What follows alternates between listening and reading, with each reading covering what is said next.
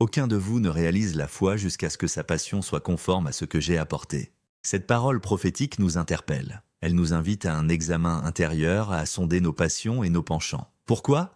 Parce que l'être humain, dans sa fragilité et son désir constant, se retrouve soumis à des forces extérieures et intérieures qui tentent de le dominer. Aujourd'hui, l'homme marche sur un fil.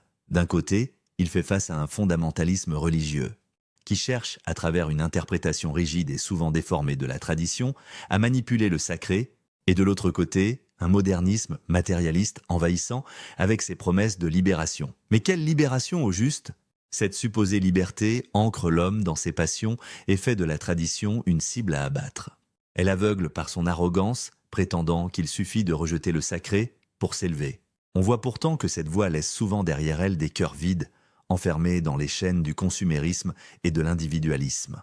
Et au milieu de ces oppositions violentes, où se tenir? La réponse, bien sûr, se trouve dans ce que nos anciens nous ont transmis, une tradition pure, une tradition spirituelle qui traverse les âges et les crises. S'ancrer dans le sacré à travers le soufisme, c'est bien plus qu'une simple pratique religieuse. C'est embrasser un chemin de paix intérieure qui résiste à tous les courants. Car la véritable tradition islamique n'est pas une prison ni une agitation. Elle n'est pas amère, elle n'est pas haineuse. Elle enseigne à vivre son temps avec un cœur apaisé, à contempler le monde et à s'armer d'une foi lumineuse dans chaque action. C'est cela, la profondeur de la parole du prophète, paix et bénédiction sur lui. Il ne s'agit pas d'une simple conformité passive, c'est une invitation à une éthique vivante. Rien ne doit nous détourner du rappel de Dieu, le dhikr, car dans ce rappel se trouve notre bonheur, notre protection contre les vagues qui frappent, nos piliers contre les vents qui agitent.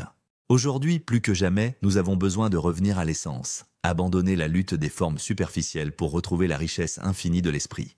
Entre l'égarement de l'intolérance et l'arrogance du matérialisme, le chemin est clair. La paix réside dans le sacré de la dimension spirituelle, là où l'âme s'apaise, là où se trouve le véritable bonheur.